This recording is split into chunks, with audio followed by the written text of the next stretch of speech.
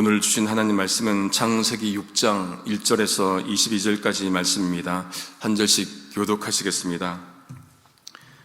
사람이 땅 위에 번성하기 시작할 때 그들에게서 딸들이 나니 하나님의 아들들이 사람의 딸들의 아름다움을 보고 자기들의 좋아하는 모든 자로 아내를 삼는지라. 여호와께서 가라사대 나의 신이 영원히 사람과 함께 하지 아니하리니 이는 그들이 육체가 되니라. 그러나 그들의 날은 120년이 되리라 하시니라.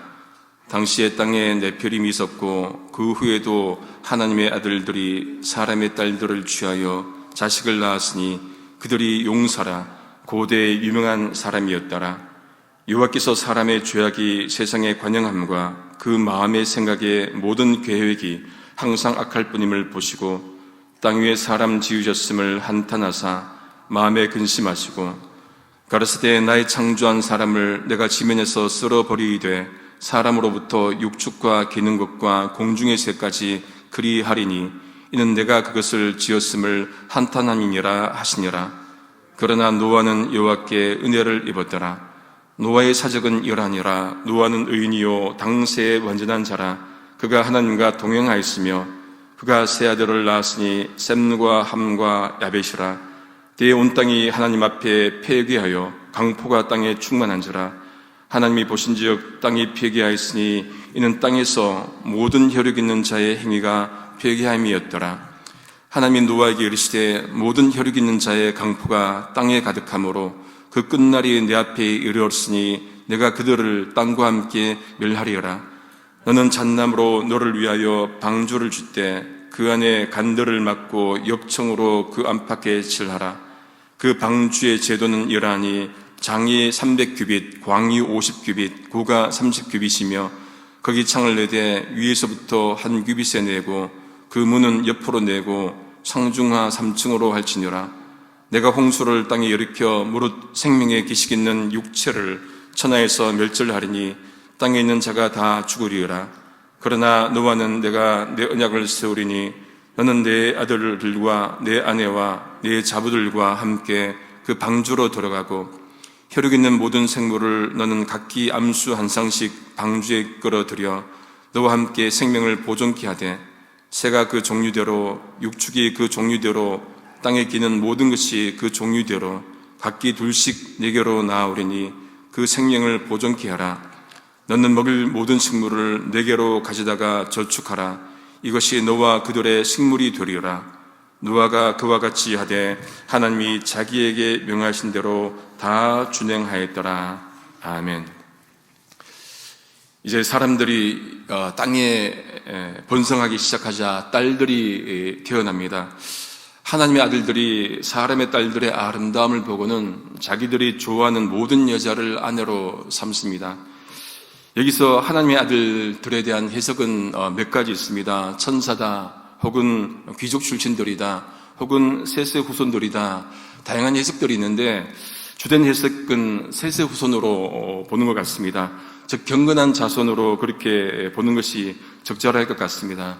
그렇게 되면은 이 사람의 딸들은 반대로 세독적 자손, 즉 가인의 후손으로 볼 수 있는 것 같습니다. 그렇게 경건한 자손이 세독적 자손과 결혼하는 모습을 보고는 하나님이 한마디 하십니다. 3절 세 번역입니다. 생명을 주는 나의 영이 사람 속에 영원히 머물지는 않을 것이다.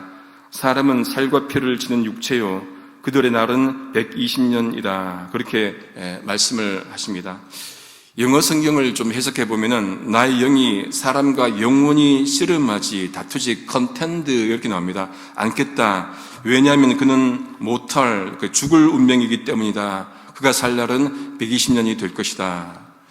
그러면서 NIV 그 성경 각주에 보면은 여기 못할을 corrupt, 부패했기 때문이다. 그렇게도 해석이 가능하다고 적고 있습니다. 육신이 되었기 때문에 영원히 살지 못하고 부패할 수밖에 없는 인생이기 때문에 하나님이 함께하지 않는다. 그렇게 말씀을 하십니다. 이 하나님의 아들과 사람의 딸의 만남은 유행가 제목처럼 잘못된 만남인지도 모르겠습니다. 세상에는 만나야 될 만남이 있는가 하면은 잘못된 만남도 있겠죠. 그 잘못된 만남들이 세상에 악을 가져다 줍니다. 그 결과로 이제 수명이 120년이 됩니다. 이것도 해석들이 또 있지만은 지금은 좀 그렇게 보고자 합니다. 몇백 년 동안 살았던 앞선 세대들 모두 셀러 같으면 969년을 살았잖아요. 그런데 120년까지 단축이 됩니다. 이것은 어떤 의미에서 죄로 말미암아 수명이 단축된 것으로 볼 수가 있을 것 같습니다. 살면 살수록 정말로 은혜를 누리고 그 은혜답게 정말로 삶을 살아야 되는데, 살면 살수록 죄가 가득하면은 삶의 의미가 어디 있겠습니까? 이제 당시 땅에는 또 네피림이 있습니다. 거인족이죠. 이들은 하나님의 아들들과 사람의 딸들이 만나서 태어난 자들입니다. 용사로도 유명을 한 자들인데, 이스라엘 백성들이 나중에 가나안 정탐할 때 이들을 후손들을 만나기도 하지요. 하나님은 세상에 죄악이 가득하고 또 그들의 모든 생각과 계획들이 악함을 보시고는 어떤 마음을 가지십니까? 어떤 태도를 가지십니까? 땅 위에 사람 지으신 것을 한탄하십니다. 근심하십니다. 6절을 세 번역으로 보시면은 땅 위에 사람 지으셨음을 후회하시며 마음 아파하셨다, 그렇게 번역하고 있습니다. 세상을 창조하셨는데 보시기에 좋았잖아요. 그렇게 보시기에 좋은 세상으로 만들어 놓으셨는데 사람들이 세상에 악을 가져다 오고 악이 세상에 가득하니까 하나님 마음이 아픈 것이죠. 여러분, 누군가가 정말로 심혈을 기울여서 만들어 놨는데 그걸 누군가가 부서뜨리면은, 언젠가 보니까 박물관에 정말로 유명한 것이 있는데 의자 같은데 그걸 누가 그냥 관광객이 앉아버렸잖아요. 깨져버린 거예요. 얼마나 그게 안타깝겠습니까? 하나님께서 창조하신 세계인데 악이 가득하니까 하나님 마음이 아픈 것이지요. 한탄하십니다. 후회하십니다. 마음 아파하십니다. 근데 이것을 좀 시각적 논쟁들이 있는데, 이건 전능하심에 대한 손상이 아니라 이거는 하나님의 마음이 아파하시는 마음, 함께 아파하시는 마음으로 보면 좋을 것 같습니다. 자식들이 정말로 바른 길로 가야 되는데 정말로 잘못된 길로 가면은 누구보다도 부모가 아프잖아요. 그런 마음인 것 같습니다. 하나님은 그런 악들이 만연한 모습을 보고는 어떻게 하십니까? 모든 것들을 썰어버리겠다. 생명 있는 모든 것들을 썰어버리겠다. 사람으로부터 해서 가축, 기는 것, 공중의 새, 모든 것들을 그렇게 전멸시키겠다 말씀을 합니다. 악만 가득하니까 둘 필요가 없는 것이지요. 죄의 심각함을 보게 됩니다. 아담과 하와의 죄 때문에 여러분 땅에 저주가 임했지요. 여러분, 사람의 죄악으로 말미암아 땅의 생명들이 사라지게 될 위기에 처했습니다. 하나님이 창조하신 창조물인데 하나님 뜻대로 살지 않고 하나님의 말씀대로 살지 않으면은 하나님은 아프더라도 어떻게 합니까? 벌을 내리시기를 원하셨던 것입니다. 그러니 우리가 배울 수 있는 것은 정말로 이 땅에 살 때 하나님 마음을 아프게 하지 않는 삶, 정말로 성공하는 것이 아니고 돈 많이 버는 것이 아니고 하나님 마음을 아프게 하지 않는 그런 삶을 사는 게 가장 하나님 마음에 합당한 삶이 아닐까 생각해 보게 됩니다. 그러니 우리가 날마다 정말로 하나님의 뜻이 어디에 있는지를 분별하고 깨닫고 살아가는 것이 최선의 삶이겠지요. 그렇게 하나님께서 모든 것들을, 생명 있는 모든 것들을 썰어버리겠다 하시면서도 어떻게 하십니까? 정말로 썰어버립니까?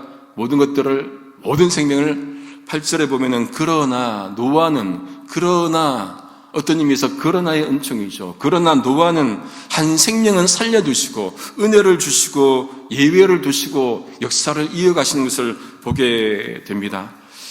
여러분, 그런 것 보면은 하나님의 은혜가 하나님의 진노보다 크기 때문에, 하나님의 은혜가 하나님의 진노를 이겼기 때문에 살아남는 것이겠죠.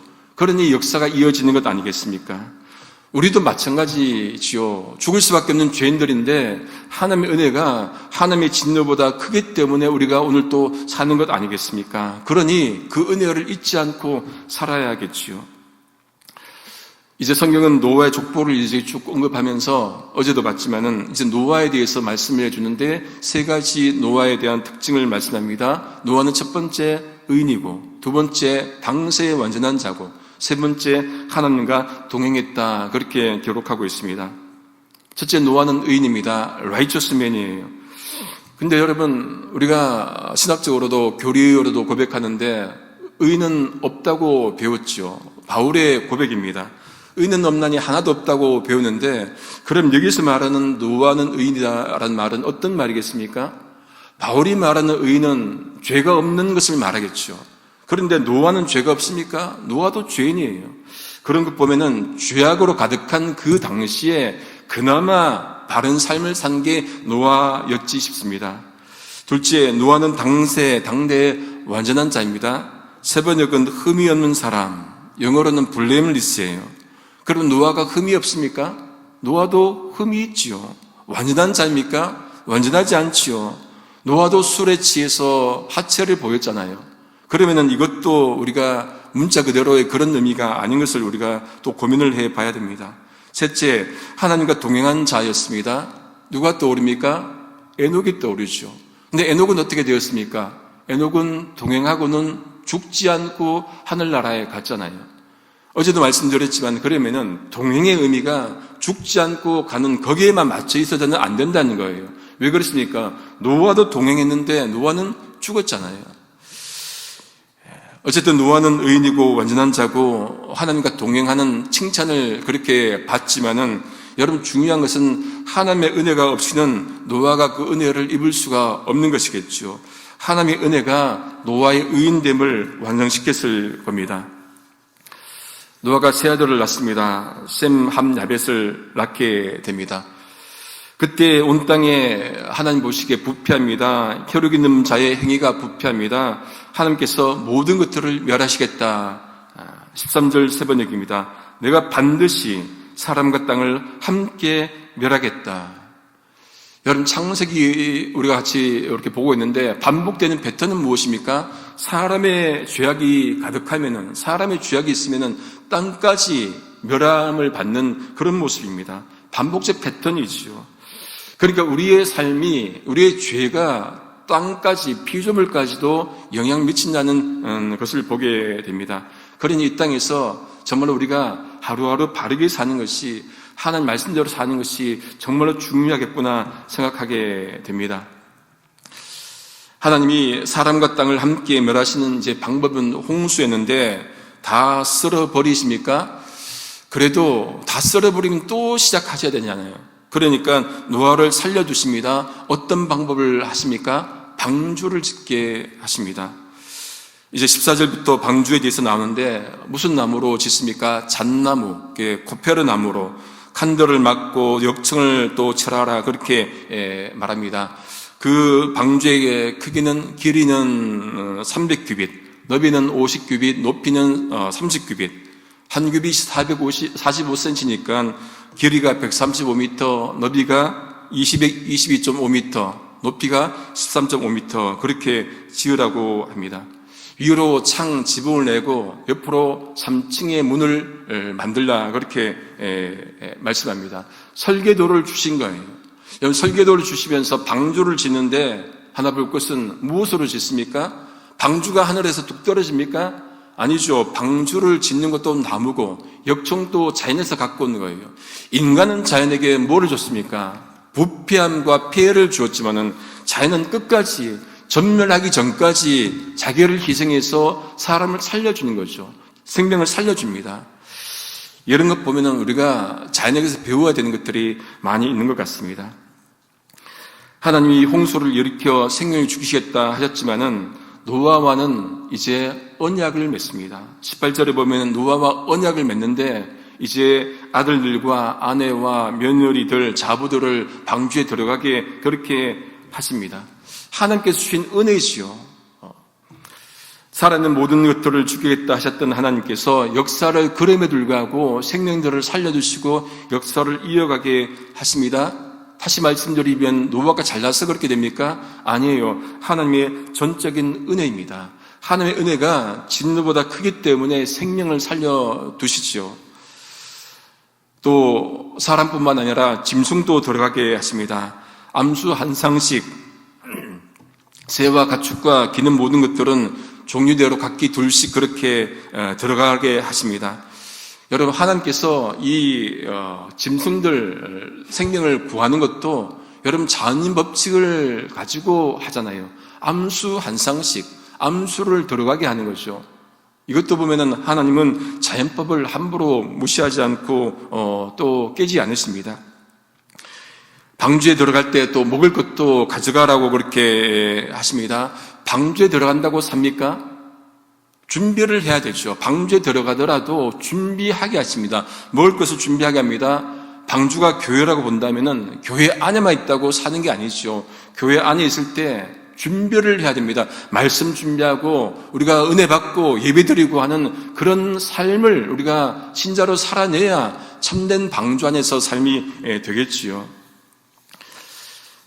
이렇게 하나님의 말씀에 마지막 22절에 어떻게 말씀합니까? 노아가 하나님이 명하신 대로 다 준행합니다. 여러분, 노아가 이제 방주를 짓지 않았겠습니까? 그러면 사람들이 뭐라고 했겠습니까? 주변의 사람들이 저 좀 이상하다. 정말로 지금 멀쩡한 날씨인데 방주를 짓다니 사람들이 이런 말 저런 말 다 했겠지요. 정신이 온전하지 않다. 그러게도 얘기했겠죠.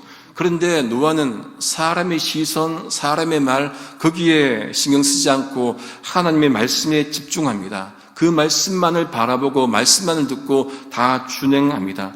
이런 자세 때문에 노아가 은이 되었을 겁니다. 철학과에 입학을 하니까 선배들이 뜬금없이 너 환자냐 그렇게 묻더라고요. 멀뚱멀뚱하게 이렇게 있으니까 예수 믿는 사람을 환자로 그렇게 보는 거예요. 그때 당시 철학과 문화가 그랬는데 너 예수 믿냐 그런 말이에요. 너 환자냐. 제가 속으로 환자입니다. 그 토론 못 얘기하고. 여러분, 하나님께서 은혜를 베푸셔서 정말로 택해 주신 백성들인데 환자면 어떻습니까? 또 실제로 환자를 하나님께서 아들 예수를 보내주셔서 건강한 자를 위해서가 아니라 환자를 위해서 예수님을 보내주신 것 아니겠습니까? 창조하시고 구속하시고 완성하실 생명 주신 그 하나님께서 우리에게 은혜를 주시는데 하나님을 고백하지 못할 이유가 없는 것이죠. 공개적으로 고백하지 못할 이유가 없습니다. 말씀을 정리합니다. 하나님이 심판을 하시는데 의인 노아를 남겨두시고 역사를 이어가셨습니다. 하나님의 은혜입니다. 노아가 잘나서가 아니라 거듭 말씀드리지만은 하나님의 은혜로 말미암아 노아를 남겨두시고 역사를 이어가셨습니다. 노아는 어떤 삶을 살았습니까? 그 은혜에 걸맞는 삶을 산 것이죠. 그 은혜에 맞게끔 하나님 말씀에 순종하고 준행했습니다. 우리도 마찬가지. 오늘 또 우리가 은혜로 산다면은 정말로 하나님의 말씀대로 살아가는 것, 이게 중요하겠죠. 은혜는 받았는데 은혜 없는 삶이 아니라 은혜를 받았다면은 정말로 하나님의 은혜로 말미암아 우리가 예수님 믿고 구원을 받았다고 한다면은 입으로만이 아니고 삶으로 정말 말씀을 순종하고 지키고 행하며 살 수 있는 우리 모두가 될 수 있기를 성부, 성자, 성령이신 삼위일체 하나님의 이름으로 소망합니다. 기도하시겠습니다. 세상에 악이 가득하여 세상을 심판하시지만은 의인 한 사람은 그래도 남겨두시고 역사를 이어가시는 하나님 감사합니다. 하나님의 전적인 은혜가 아니고서는 살 수 없는 존재들입니다. 이 고백을 잊지 않고 하나님의 은혜로 살아간다는 고백을 실제로 할 수 있는 저희가 되도록 역사해 주시옵소서. 방주를 두시고 구원하시는 하나님, 교회를 통해서 세상을 구원하시는 하나님, 저희가 하나님의 거대한 구원사에게 작은 일이라도 동참할 수 있는 우리가 될 수 있도록 인도해 주옵소서. 그러기 위해 우리에게 맡겨주신 사명들을 날마다 잘 이루어가는 우리 모두가 될 수 있도록 하나님 은혜 베풀어 주옵소서. 예수님의 이름으로 기도드립니다. 아멘.